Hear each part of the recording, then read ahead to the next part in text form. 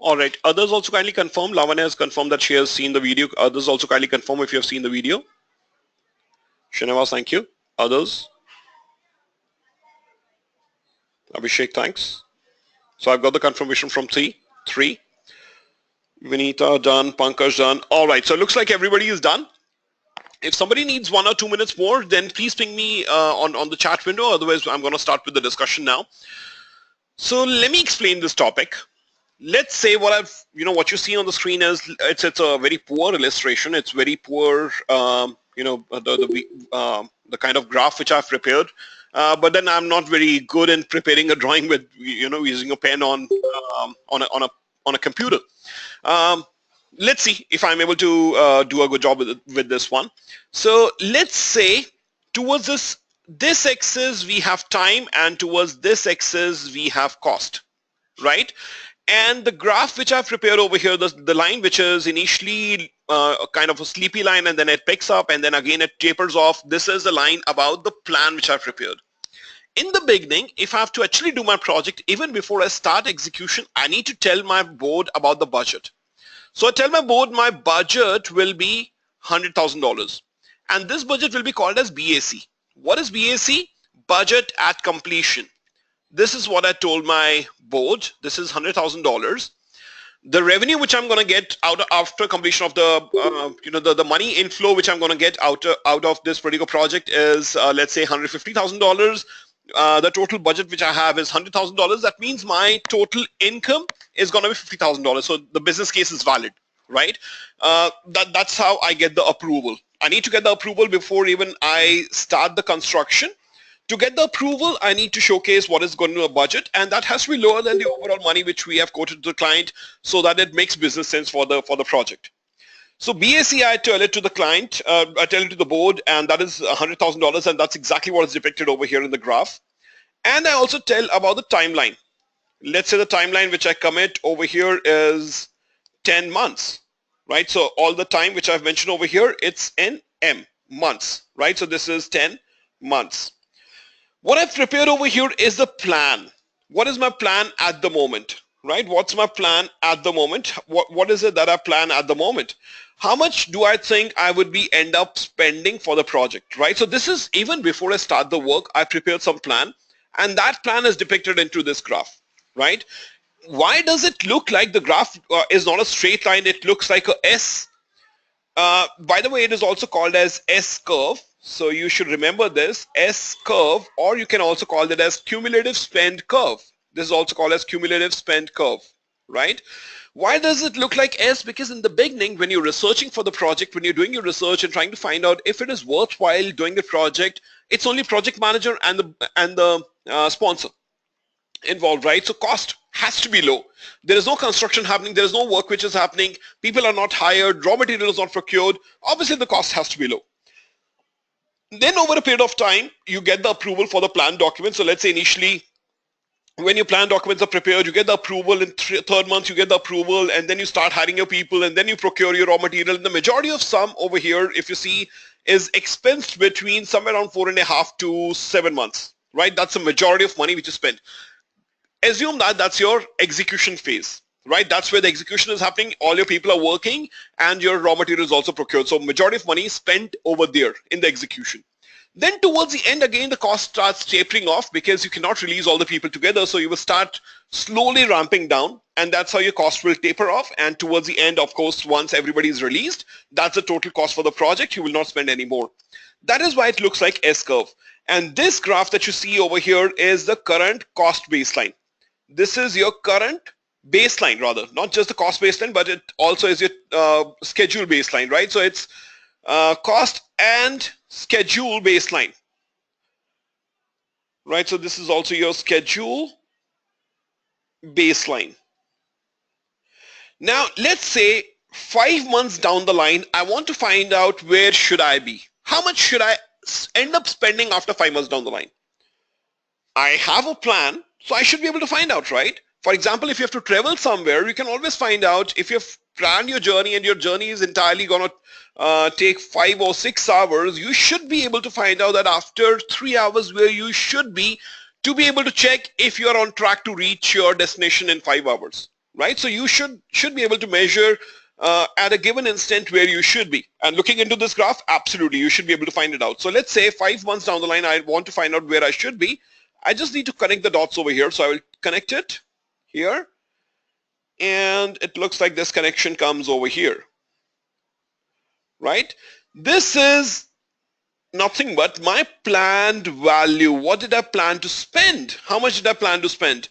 Which is $30,000. It's 30K. That's my planned value. How much did I plan to spend? That is my that's my current plan. How much did I plan to spend? That's 30K. Give me a second, guys. Okay, right. So that's my plan value.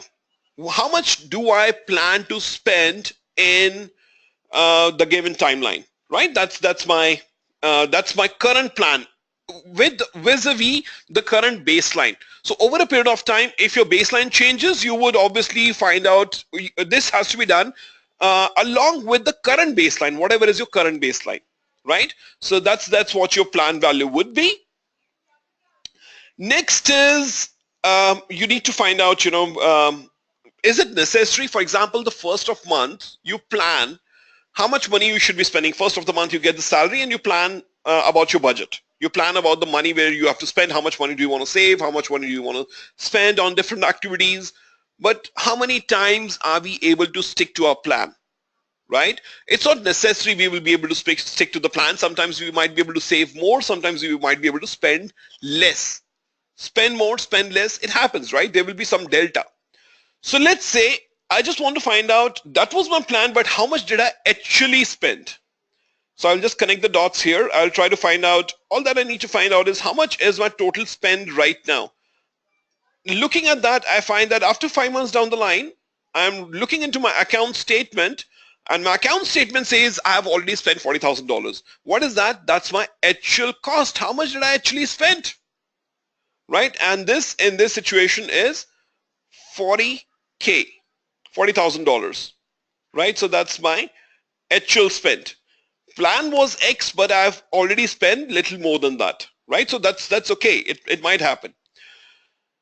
There is another concept over here, which is earned value. What is earned value? Earned value is nothing but percentage work completed, percentage work completed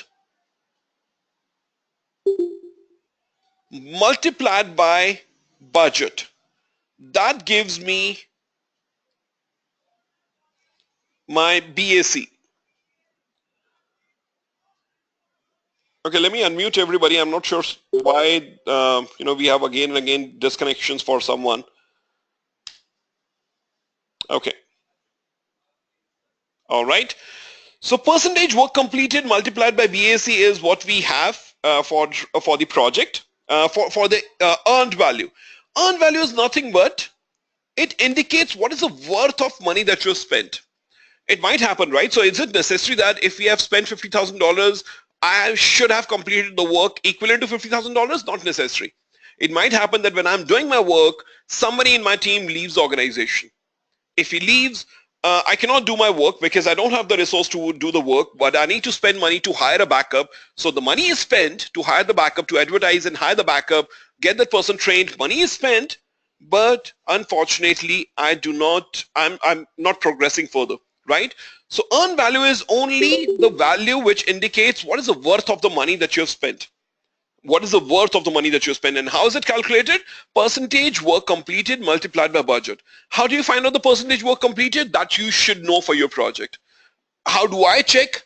You can simply go into your, it's easy. Simply go into your any of the softwares which you're using, whether it's Primavera, Jira, or MS Project. It tells you how much of work that you are already completed, right? And it asks you basically that have you completed task A, task B, whatever task that you have mentioned, have you completed or not? When you mark it completed, it tells you about how much percentage of the work that you have done. So based on that information, let's say you have done 20% of the work, right? So let me again connect the dot over here, depending upon my progress which has been happening, and I find out that my earned value is 20K, $20,000. Is it all clear, guys, till now? Put that in chat window, please, if it's all clear so far.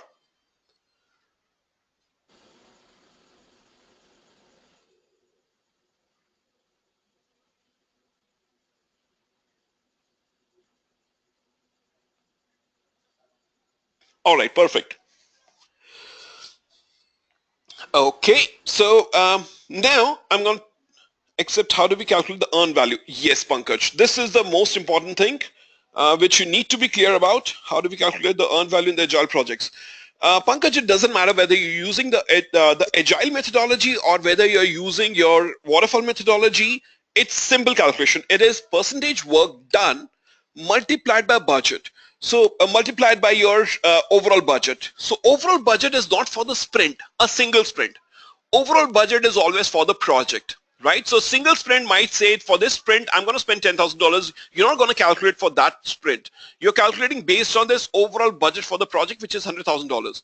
And whether you're doing agile or whatever you're doing, you still are using the same tools, that is MS Project, Primavera, Jira, and it talks about what is the work that you have already completed, right? So percentage work completed, if we don't know, we should know, right? That's, I mean, we as project managers, we need to know to be able to, give some sort of confidence to our stakeholders that we are on track. So we got to know that how much of percentage of the work that we have done. Is it we have done 20% of the work, we still have 80% of the work to be completed. Where are we today, right? We need to do that multiplied by budget. The overall budget, so whether, once again, whether it's agile, whether it is waterfall, we are not going to look at one sprint, second sprint, third sprint, the individual sprints. We are going to still look at the overall progress, right? The complete progress. Make sense? Okay, perfect.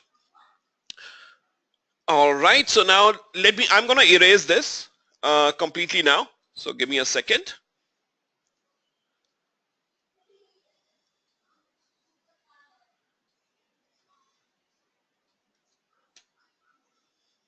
Okay.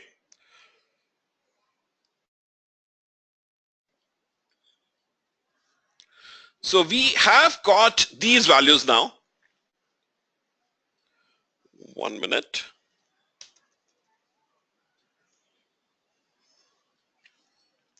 So we have already got the planned value. This is nothing but the planned value. What is it that you planned for? Then we have understood what is the actual cost, how much you spent. We have also looked at the earned value, percentage work done times BAC, and then BAC is overall budget, which is also called as budget at completion, right? So these are things that we have looked at. We have looked at 4 values over here. Let me keep BAC down over here so that it doesn't get confusing. Okay, 3 primary factors, and then we have also looked at the BAC, budget at completion. What as a project manager are we interested towards? We are interested towards the present and we are interested towards the future, right? These are 2 things that we want to find out. Am I on a track? Am I on the right track today? Will I be able to complete the project indeed in $100,000? The one, the example that we saw. Am I going to complete the project in $100,000, or am I going to take more than that or less than that? I need to find it out, right? If I'm going to take more than that, is it that after spending $100,000, then I'm going to say, I have not really completed my work. It's still 20% pending. Give me more money. That's not the right way of management, right? That's reactive. We need to be proactive. As soon as we forecast that we are going to take more money, we need more money, we need to go back to the project, the board, and tell them we need more money. It's on you. If you want to approve it, we will proceed further, or you have a choice of closing down the project earlier as well, right? So that's a change request. And we want to find out based on my current progress, right? So future, what is that? We need to find out based on my current speed / progress, where do I think I will end up landing in terms of cost and time, right? These are 2 things which I need to find out. For present, I need to find out where am I? Under budget or over, and within timeline or behind schedule. These are the two things which I need to find out, right? What do I need to find out for present? I need to find it out in relation to schedule and cost, and for future as well, schedule and cost, right? This is what I need to find it out. So let me just mark it into a little different text so that it doesn't become confusing. You can probably make notes of this one as well.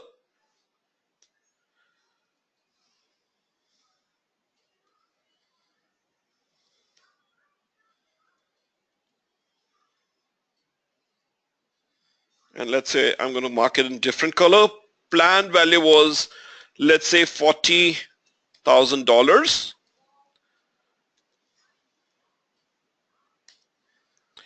Actual cost, okay, no, it was not 40, it was 30.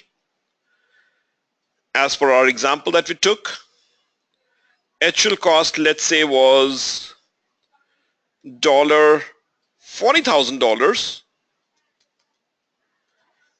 and earned value, let's say, was $20,000, and my budget at completion was $100,000, right?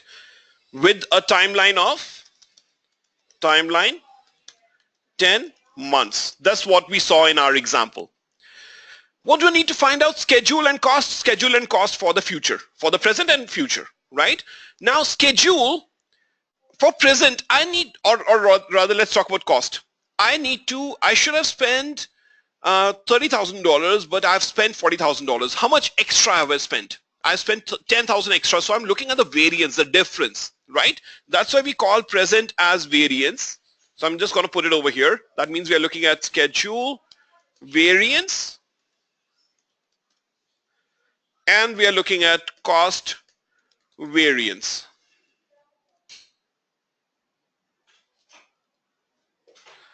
Similarly, for future, we will calculate in terms of index because we cannot calculate directly.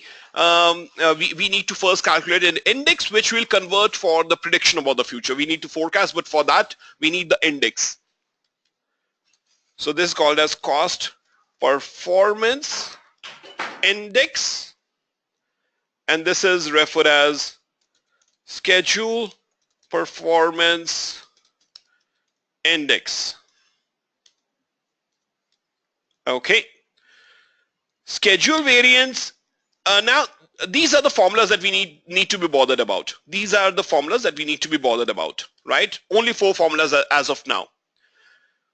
Good thing is, how many do we have values over here? 4. Using these 4, we will calculate everything. Today, present, or rather we have total 5 values. Using this, we'll calculate everything. We'll calculate the future, we'll calculate the present, we'll calculate everything, right? Where are we today and where are we going to be in the future? We are going to calculate everything. And good thing is everything starts with earned value. So I'm just going to put it over here, earned value. Everything starts with earned value, right? So I've just put it over here. So my one form, out of 3 values, my one thing is gone. Let me put that red over here, right? One is gone, 2 are left. Among the 3, earned value, actual cost, and planned value, where do I see cost? Planned value, it doesn't say cost. Earned value, again, it doesn't say cost. Actual cost, this says cost. Where do I see the cost into the formulas that I'm trying to plug for? This is cost variance and CPI. So I'm going to plug over there. Now variance is negative sign mathematically, so I'm just putting it over here, negative sign, and division sign for your performance. For your index is always division sign, and for variance it's negative sign. Where do I see cost? I'm just going to plug it over there. So actual cost is plugged in over here and actual cost is plugged in over here. I'm done using actual cost also, right? What is left out now? Planned value is left out. So I'm just going to put the planned value wherever it is pending. My formula is not complete. I'm going to put the planned value over there. So now my planned value is also gone, right? Let's calculate these.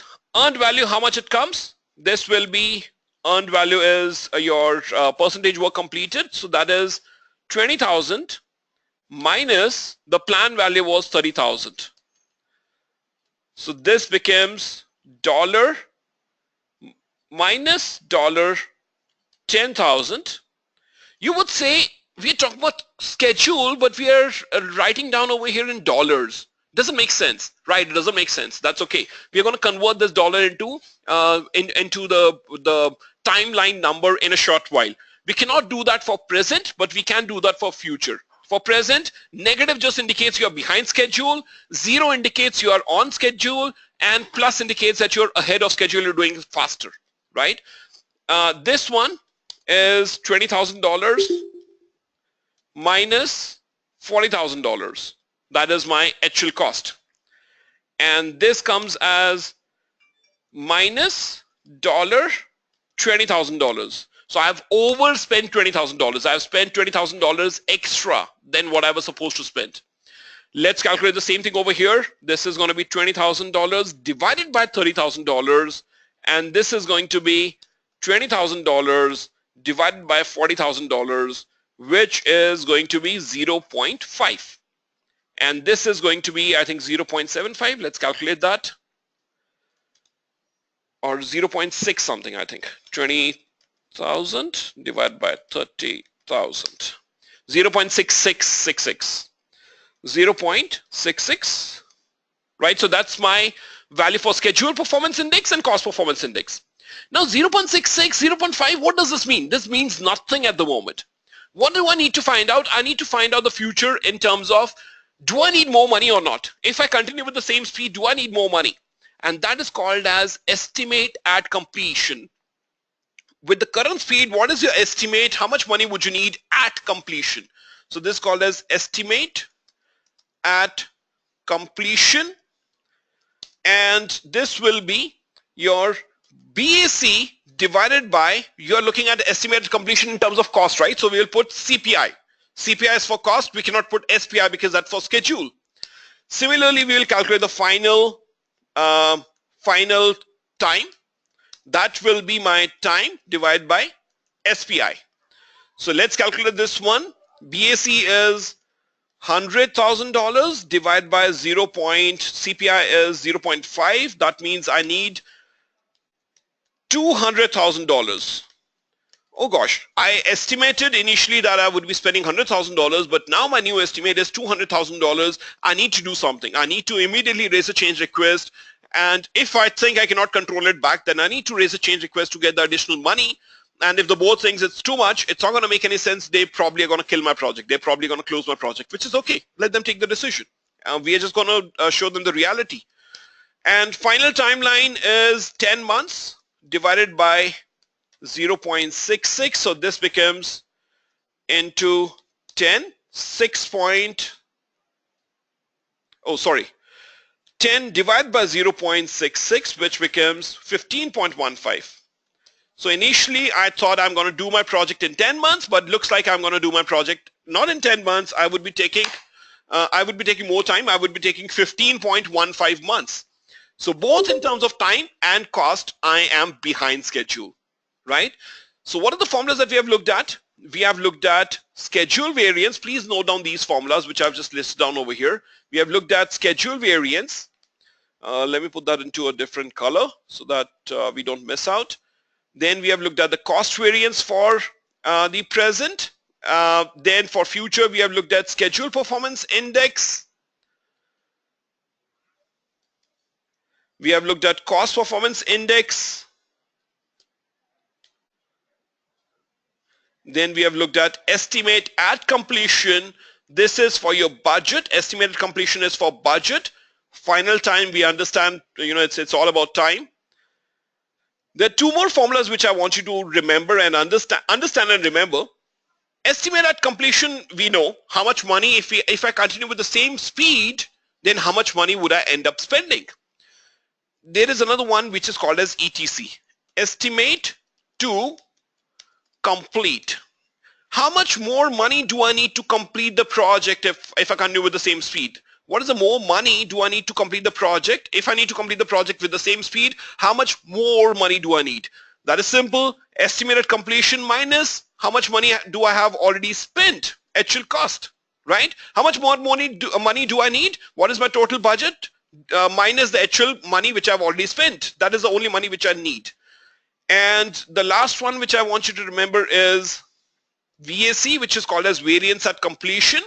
Variance at completion is I estimated X dollars, but I would be spending a little.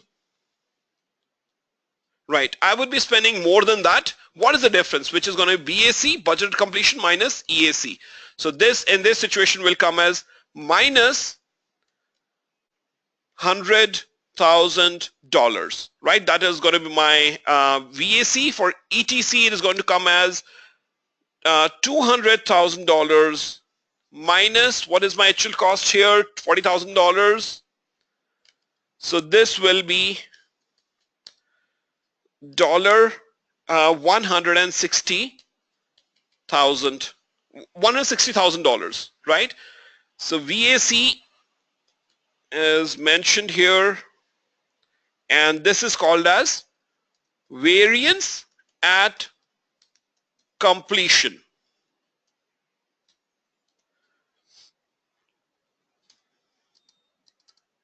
Right. Is it clear, guys? Also, all clear so far? These are the only formulas which I want you to remember. There are a few other formulas like TCPI and all, which doesn't come in the examination and is not really valuable from the real life perspective as well. There are a lot of other formulas, but I want you to remember only these formulas. Is it all clear so far?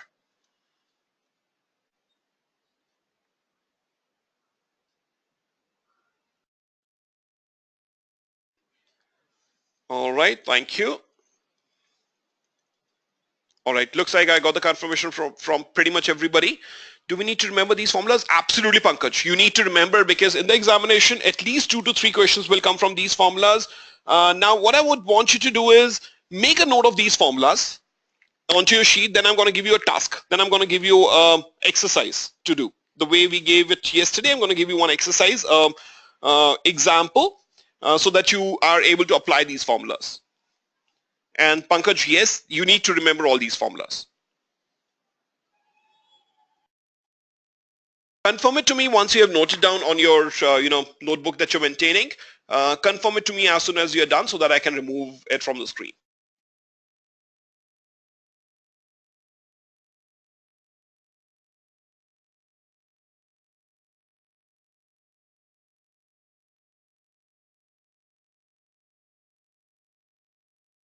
All right, awesome. Others also kindly confirm.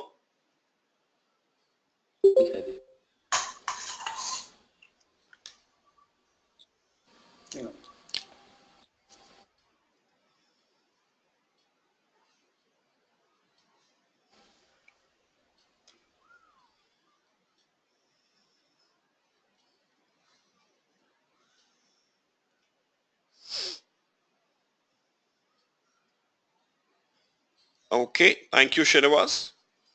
Abhishek is done, Vinita is done, Lavanya is done. Looks like everybody is done. Okay, perfect. Anybody need more time? Confirm it to me if you need more time.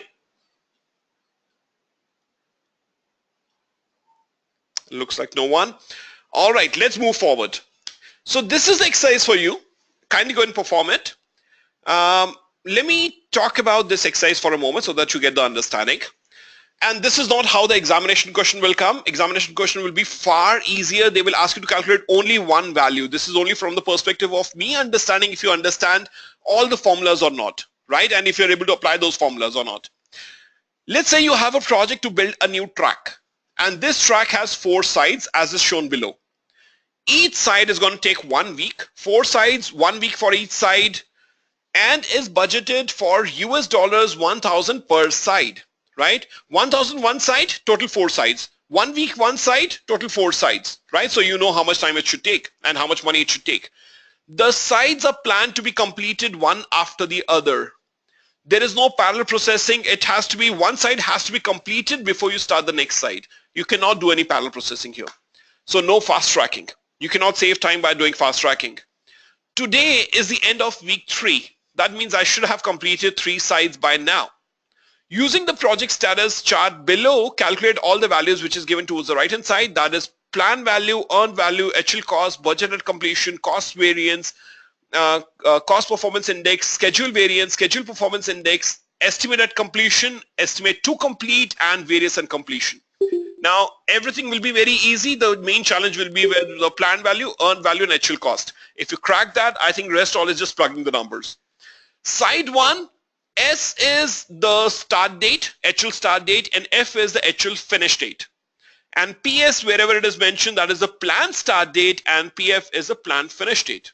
Side 1, since already 3 weeks are done, so we know that what is the actual start date for that for side 1. Side 1 started on time, finished on time. Great, that's what we wanted. We wanted it to take 1 week, and it took 1 week. It's complete, and we spend $1,000. That is also fine, right? So whatever we budgeted and whatever we thought about the time, it's exactly on time and budget for side 1. Side 2 is where the problem started. Started on time but did not finish on time. It was supposed to finish on the last day of the week, but it got spilled over to week 3. Middle of week 3, we got it completed. It's complete so far. At the moment it is complete, but we have spent $1,200 at the moment on the project, right? So we have taken more time and more money, right? Both the way, side 2 is a problem. Side 3 was supposed to get started on a Monday, but it did not because the previous side was not finished. It started only after side 2 was finished. And then right now it is not done. We don't know how much it will take, how much more time it will take. It might take just another half a week. We need to, so we are done, half done with side 3. That means 50% of the work is done for side 3. For 50% of work, we should have spent $500, right? 50% of 1,000 is 500, but we have spent $600, probably because we wanted to speed up. We wanted to do it faster to come back in control, right? So this is where we are right now. We are not going to even talk about side 4 because we are at side till week 3 end. This is where we are today. So till where we are today, you have to calculate the planned value, earned value, actual cost, and so on, right? Go and perform this activity, and when you're done, give the answers only to me. Send the answers only to me, and mark your answers only to me on the chat window.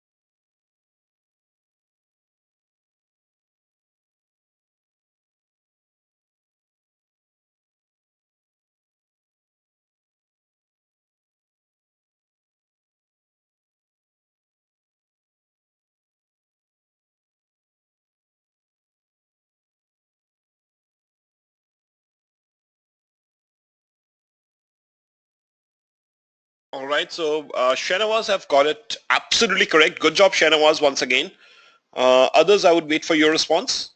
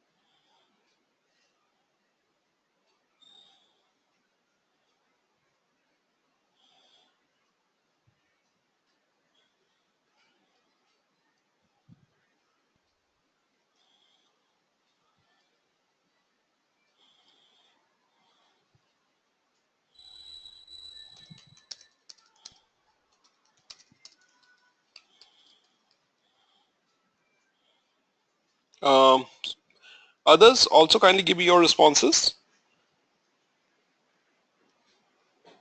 and let me know if you guys need any help.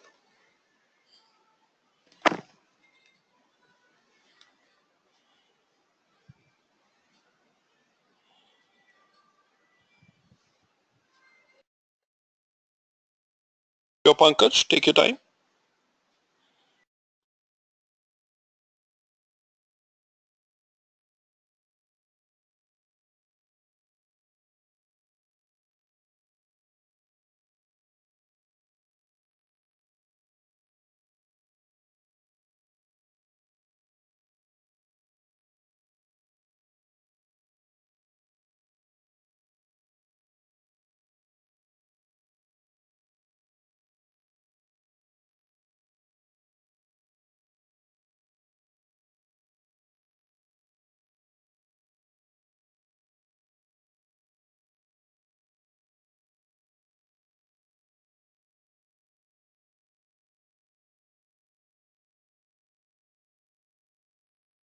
Sure, Lavanya, let's wait for other people to also answer, and then I'm going to explain. Sure.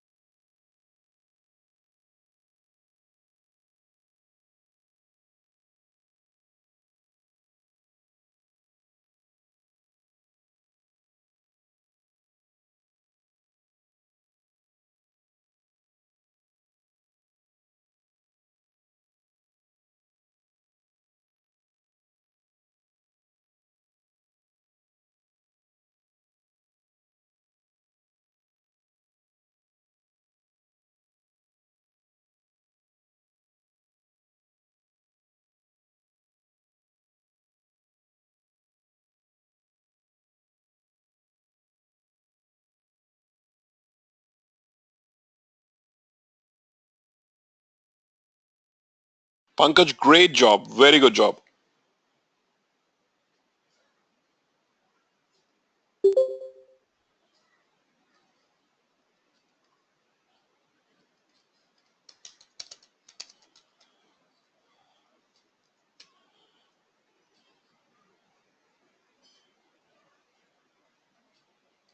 Guys, do you need more minutes, a few more minutes, or do you want me to go through the solution now? If you need more minutes, then let me know. Others, anyone? Okay.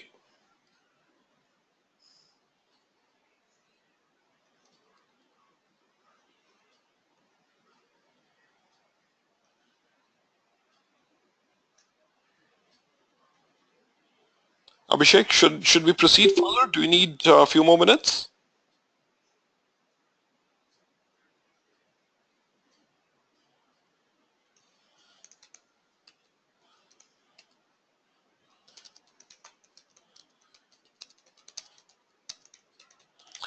Okay, let's proceed further then. Great job for people who have completed it. Awesome job, guys. I'm really proud of your ability and the way you have completed it. Awesome job. Let's talk about it now. So what is the first thing mentioned over here? It says, let's go through them one by one. What is BAC? Budget at completion. BAC is 4 weeks job, 1,000 per $1,000 per side. That means I need to be spending overall $4,000, right? What is the actual cost? 1,000 plus 1,200 plus 600. This is what I've spent. This becomes $2,800, right? So that is my actual cost. This is not too difficult, I'm sure, to understand because it's given out in the sheet. What is the planned value till week 3? Oops, till week 3, how much did I plan to spend? Side 1, side 2, side 3, all were supposed to be done. So side 1, $1,000 was supposed to be spent for side 1. Side 2, I was supposed to spend another $1,000, and side 3, because it's week 3 end, I should have spent another $1,000 till now. So how much should I have spent? 1,000 plus 1,000 plus 1,000. That becomes $3,000. This is my planned value, right? Earned value. This is the one which probably you might be confused with, right? Some of you might be confused with this one. What is earned value? We said earned value is nothing but the percentage work done. Percentage work done multiplied by BAC, budget at completion. So let's just keep what we know of ready. We know how to multiply, so we'll just mention X over there. We know what is the budget, which is $4,000. Percentage work done is something which we probably are not sure of at the moment, but let's find out. Side 1 is done, right? Side 2 is done. Side 3 is half done. Total sides that we were supposed to do is 4. So let me put the denominator as 4. Total sides were supposed to be done as 4, and I've done 2.5 sides. This is the way I can find out what is the percentage work done. 2.5 divided by 4 into 4,000 will give you $2,500, right? That's my earned value. What is the earned value? Percentage work done. Another way of finding it out is 100% of side 1 is done, that's 1,000. 100% of side 2 is done, that's another 1,000. And 50% of side 3 is done, that is 500. So 1,000 plus 1,000 plus 500 is 2,500. Use any method which makes more sense to you.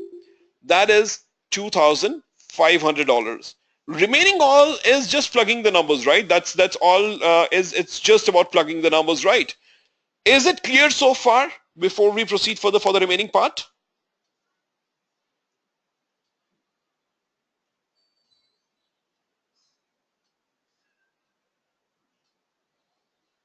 Awesome, thank you.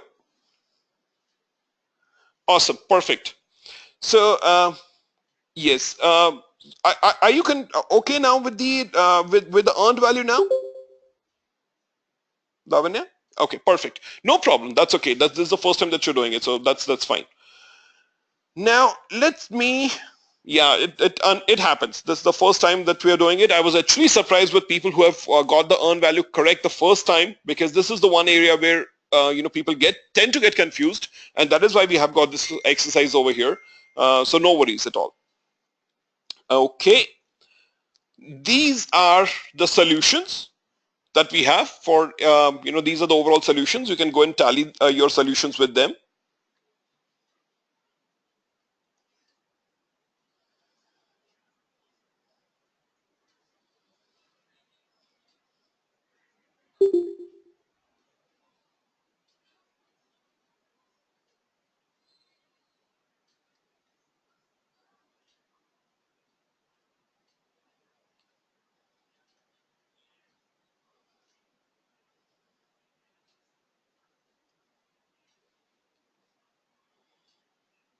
All clear, guys? Perfect.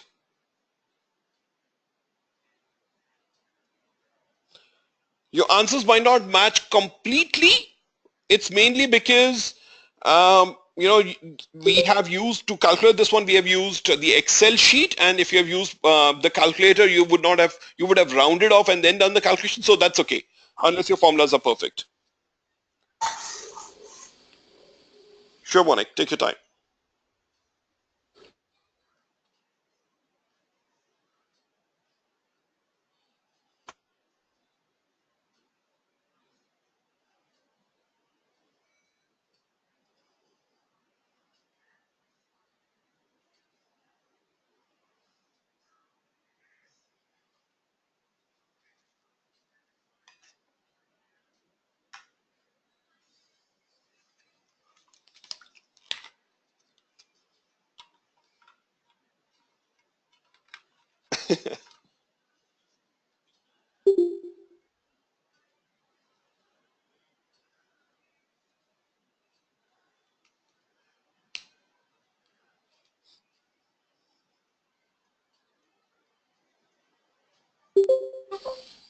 Monik, done?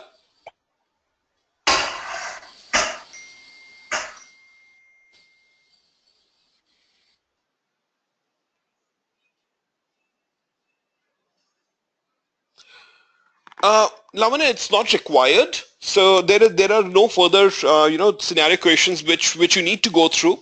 The idea behind this is right now your preparatory session. So after this, you will have to go through there will be 5 mock exams. In that, all those sample questions, all these, per sample question, per sample paper that you have, 5 to 10 questions minimum will be there using these formulas. So you will, any which is 5 to 10 into 5, right? Minimum 50 to 100 questions you will attempt, right? So you will, any which ways, get a lot of practice with your mock exams. It's there, part of it.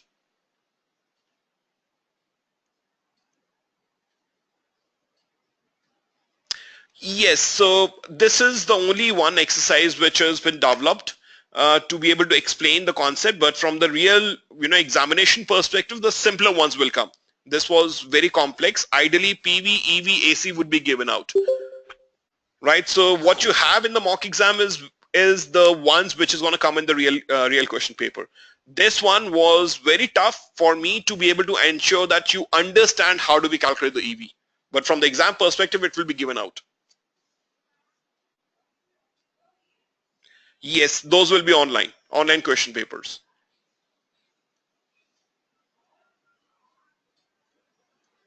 You're welcome.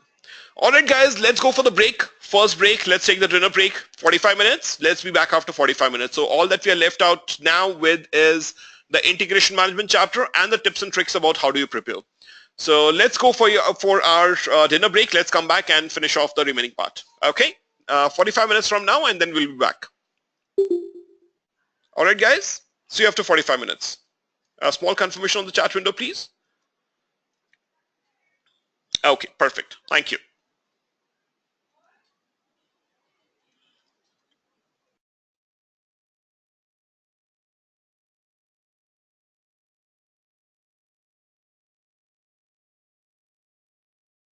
ಹೇಗೆಲ್ಲ ಬರ್ತಾನೆ ಬರ್ತಾನೆ break ಎಲ್ಲ 45 minutes break ಬರ್ತಾನೆ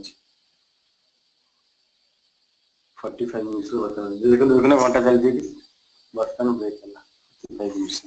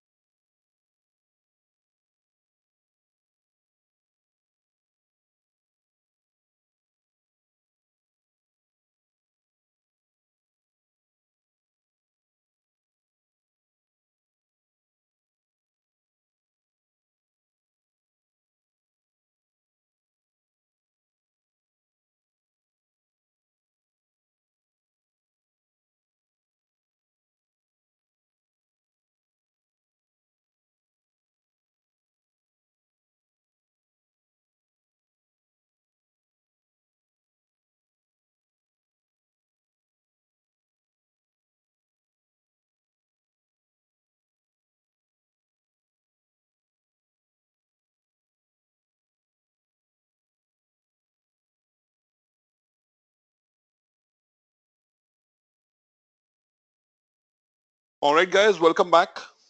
Are you guys back? Kindly confirm.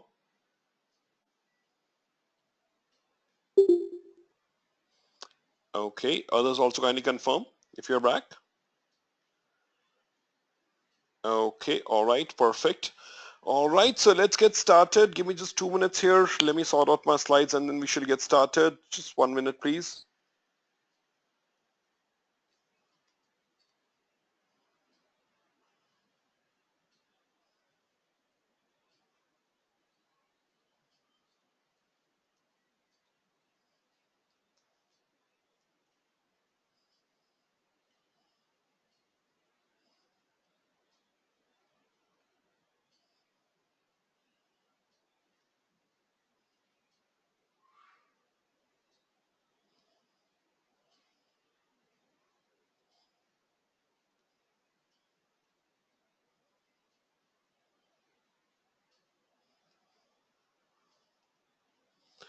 All right, let's proceed further. Let's talk about the integration management chapter now. So integration management chapter is where we integrate all the different knowledge areas that we have spoken about. We are going to integrate all those knowledge areas together. This is going to sound very similar to the process groups, right? The process groups that we have. We have 6 processes in integration management, and this is the only knowledge area that we Hello. have, which this is the only knowledge area that we have in which we, in which cuts across all the process, which cuts across all the process groups, right? So that's the only knowledge area which cuts across all the process groups, right? Um, First one is develop project charter. Develop project charter falls into initiation. Develop project charter is all about developing the project charter is all about understanding what has to be done. So you need to have statement of work at a high level. Remember the example of the car which we quoted. You want to build a car and the car. I want to build a car and somebody from the team comes to me and checks my requirement. So before I sign the contract, there is high level information about what is the car which I want to build and what is the budget that I have. That is statement of work, right? It needs to have the budget and the timeline information. Again, the high level budget and the timeline information. Within what time do I want it? That's a statement of work. And then the business case is very important. Business case is what is going to be the investment and what is going to be the benefit, right? High level business case has to be there in the project charter, right? Remember, you as a project manager would not work on the project till the time you have the project charter signed, right? You would not work on the project till the time the project charter is signed and is, and is approved.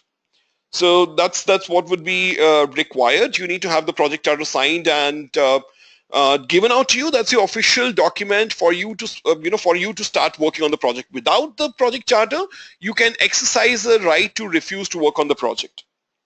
Second is develop a project management plan. What is develop project management plan? This is where you prepare a plan about what has to be done and how it has to be done, right? What is at a high level, what is the work that you would be doing and how would you be doing it at a high level? And this is like a folder which is not complete till the time all its subsequent pages are complete, all its subsequent management plans are completed, right? So it needs to have all its subsidiary management plans, which is schedule management, schedule management, cost management, HR management, procurement management, and so on.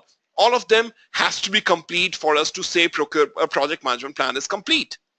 This needs to be signed before execution. Once signed, then I'm executing, and while executing, I will direct and manage the project work. I will direct the work towards execution. I will direct and ensure that the work is progressing as planned. If there is any changes, I would try to bring it back in control. So I will keep on monitoring the earned value management. I will keep on monitoring and try to bring it back in control. If not possible, I would need to ask for more budget, or I would need to ask for more timeline, or it could just simply mean that a new scope is getting added. So that is perform integrate change control to get your baselines updated. You will not produce something more than what your baseline document says unless it goes through change management process. And if it goes through change management process and if it is approved, your baseline document will get updated with the new information. So in a nutshell, you will only prepare what is mentioned in your current baseline document. Nothing more, nothing less, right? Finally, you will close the project or phase where you will do the formal closure of the project. You will release the resources. You will document the lessons learned. You will do the financial, legal, and administrative closure. And yeah, so that's what we do in a close project or phase. Remember, you might have to, the project might be successfully closed or it might be terminated due to various reasons. Even if it is terminated, still the lessons learned document has to be updated, right? So that the mistakes don't get repeated in the future. First one that we spoke about was develop project charter. This is where we receive the document. Who's responsible to get it prepared? It is the sponsor. This is an authorization letter. It's like an appointment letter of you to start working on the project. This is where your authority would also be mentioned. In your authority, what is the different authority that you can utilize? So if your document says that you can use your positional to be able to drive your project, right? The authority given to PM is positional. What does that mean? Authorized to act on behalf of sponsor or management. You can use your position to drive people. If it is referent, that indicates that you can use your personality to drive people rather than using your position, influence them the way something like Abdul Kalam used to do it, or any of your manager or sponsor that you would have. Prasanna, do you have a question? I can hear you talking. Okay. So referent is where you're using your own personality to drive people. Referent, we have spoken about that. Reward, it's the most influential, best way of driving people is reward and recognize. Using incentives and recognition, that's the reward which you can utilize. Expert, if you can use your expert judgment, expert knowledge to be able to drive people. Coercive, least influential, right? The worst of the power which you can utilize. Coercive is where you're utilizing, where you're driving people using your fear or rebuke. When they fear repercussions if they, if they don't follow your command. That's bad, right? If we do it, people are soon going to find out opportunity somewhere else and they're going to leave the organization. That's the worst. Project charter should have statement of work, that is the business need, high-level product scope, and the strategic plan. This should also have the business case, that is what are we doing and why we are doing this project. Business case is all about, is it worth the investment that we are making? How do we find it out? We can have different methods to find out. One is NPV. NPV is 5 years later when my project will be done, my client is going to pay me $1 million. If I look at the value of those $1 million today, what is the value of that $1 million today? It might come as $1,100,000 or $1,050,000, whatever, right? How do we calculate it? Today's value, net present value, is $1 million that we quoted in our example, divided by 1 plus R is, let's say the rate of interest that you're getting in the bank is 5%. So 1 plus R, 0.5. So it will be 1.05 raised to the power 5, because we are talking about 5 years down the line, right? Similarly, if the NPV is given out, you can calculate the future value. How do we do it? Future value would be equal to NPV into 1 plus R raised to the power N. Do you need to calculate it from exam perspective? No, you don't need to. None of those questions will come. From exam perspective, what is the kind of question which will come? I will talk about that in a short while. Let me first finish these different values. IRR is internal rate of return. Internal rate of return talks about, it's like if I am investing the money into a project, if I'm investing $100,000 and even if it is making $101,000 1 year later, it looks profitable, but I'm just making $1,000. It's far too less a reward for me to take the risk. Even if I keep the money in the bank, I'm going to make more money, right? Why should I take the risk? I should not take the risk, right? So in that situation, what I would do is I would first need to identify, generally the finance team says that any project which is giving you less than X percentage is published internally. That is why I'm not referring to a simple number, single number. It is published always by the finance team, saying that last year on an average we made, let's say 10%, 12% profit on each project. This year, anything less than this percentage, we will not take up that project, right? So that is internal rate of return, internally decided minimum rate of return that you want out of your project. ROI is simple calculation, your total profit divided by the investment value, right? So From exam perspective, the golden rule of selection of a project is highest NPV wins, highest IRR wins, or highest ROI wins. From exam perspective, they will give you a question and they will say, you have a choice of selecting between 4 projects. Which one will you choose? The first project has an NPV of, let's say, 100, whatever is the amount given out, second, third, fourth, whichever is highest, you will choose. Will it be apples to oranges comparison? No, it will be, if the examination, the question is focused on NPV, then every option will have NPV. If the question is on IRR, every option will be on IRR, right? Highest wins, very simple to choose. Only place where lowest wins is the payback period. You want the money back into your pocket as soon as possible, right? So that's where lowest payback period wins. Develop project management plan utilizing your expert judgment and their facilitation techniques. That is, you can utilize a brainstorming session with your team members or any other facilitation technique with your team members to be able to define the project management plan. The thing which you have to remember over here is it is never complete till the time your subsidiary management plans are complete. That is, what are subsidiary management plans? Again, the schedule management, cost management, HR management, and so on. Those have to be complete before execution. The plan document has to be approved, and then only you can execute. So facilitation technique is brainstorming, conflict resolution, problem solving, and so on. Direct and manage project work. This is where we do it. We work on the project, and while doing, we might have to control the project.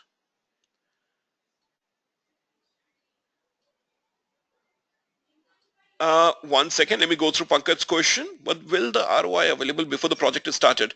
Pankaj, it has to be available. It is always going to be your judgment, the best judgment. If it is not available, how would you decide if you should do the project or not? It has to be available. It will be a judgment. It would be high-level information. It might not be accurate, but then it will be approximately, you will spend $100,000 in you will definitely have an idea about what is the contract that you're signing, right? So approximately you will spend $100,000 for this project, and the client is ready to pay $150,000 for this project. So your ROI is $50,000. You need to have this information, otherwise don't start the project. You need to validate the business case. Whether it is ROI or any other method, you need to have this. Okay. So while directly managing project work, you need to monitor the earned value management. You need to monitor and bring back the project in control if required. Remember, bringing back the project in control doesn't mean that you start pushing your people to work on Saturday, Sundays. That will be unethical. Ethics also has to be taken care of. So within whatever is in your power, try to bring it back in control. If it requires people to work, I'm going to just put everybody on mute because I'm hearing again and again the background noises. Okay, sorry about that one.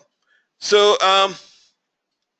right, so what I was saying is when we are doing the project at that point of time, the earned value management becomes very important because, we need to ensure that within our powers, without pushing the people and doing anything unethical of asking them to work extra without paying them extra, or making them work on Saturday, Sundays without paying them overtime.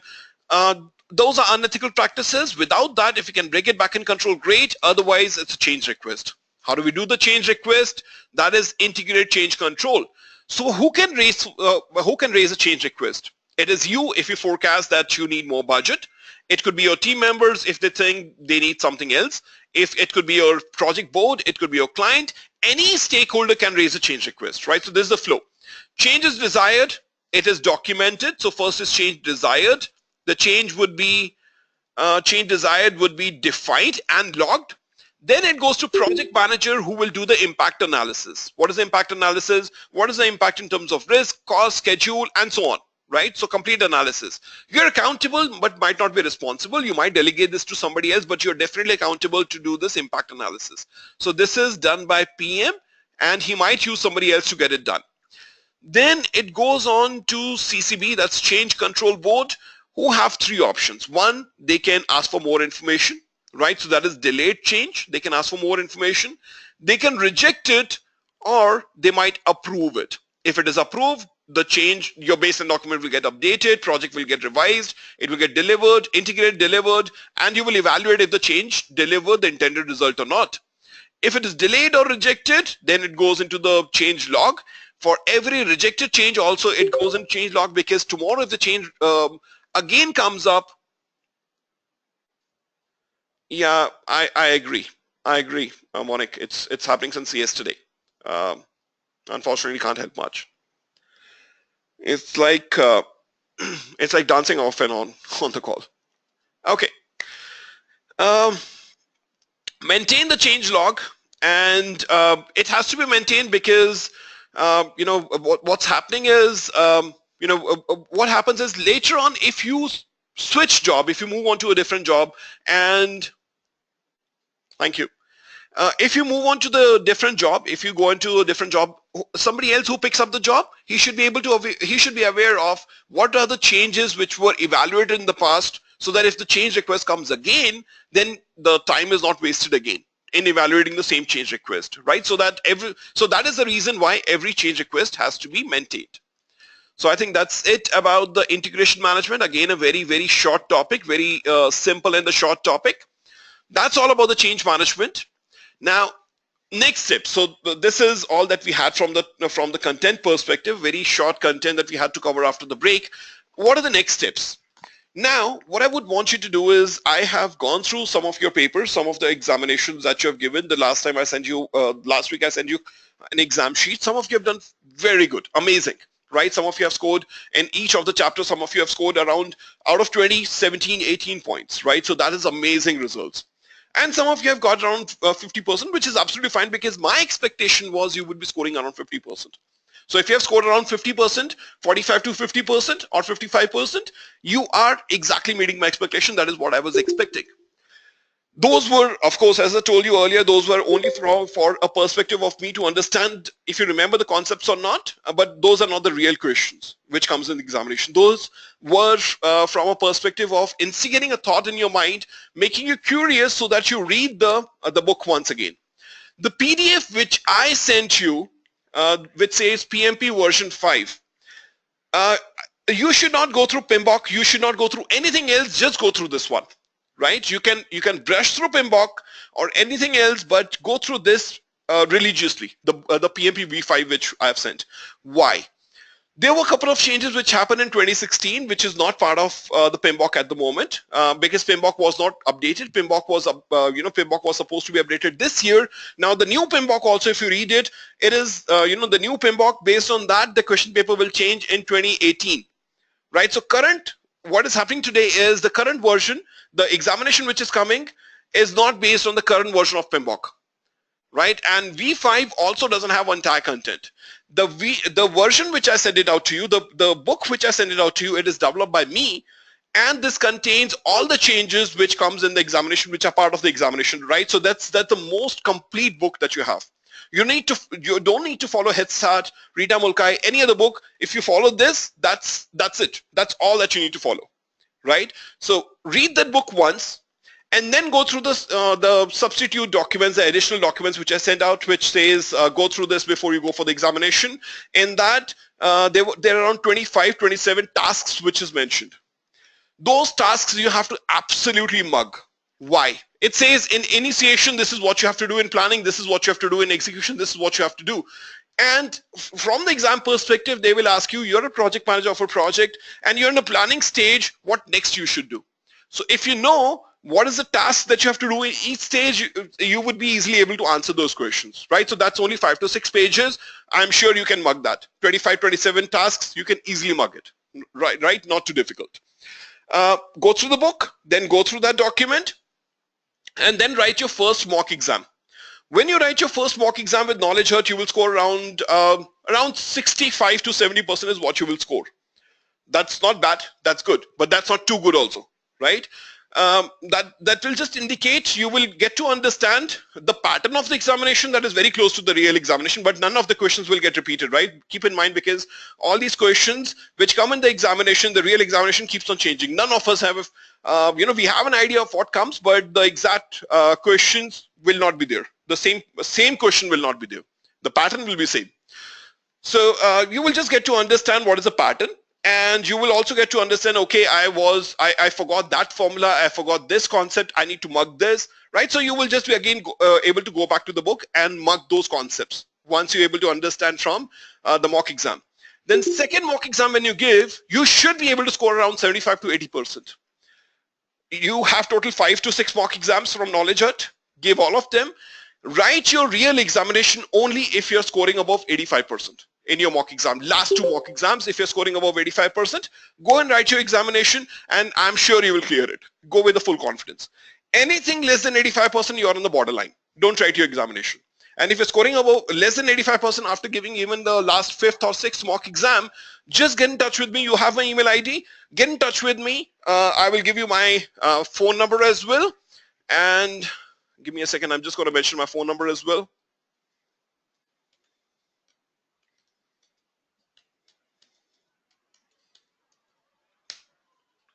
Oops.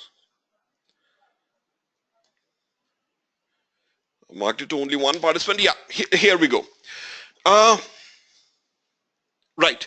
So get in touch with me on my phone if you have any doubts regarding your preparation, right? And then I will help you out accordingly.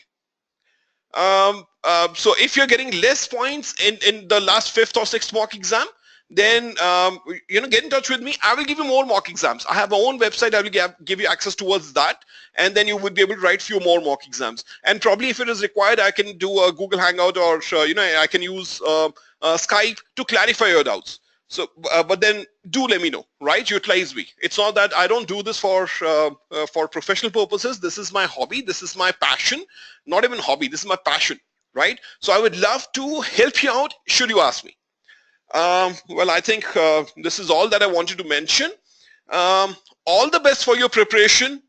I think the record is in your favor. Do well and keep a time box approach. Don't take more than 45 days. Immediate next step is tomorrow. You should, if you don't get it within 1 day, your PDU certificate, get in touch with your Knowledge Hut consultant, get your PDU certificate, get the application approved. That's your first step, right? Because once your application is approved, you have any which ways 1 year to write the examination. But give your fees and block a date.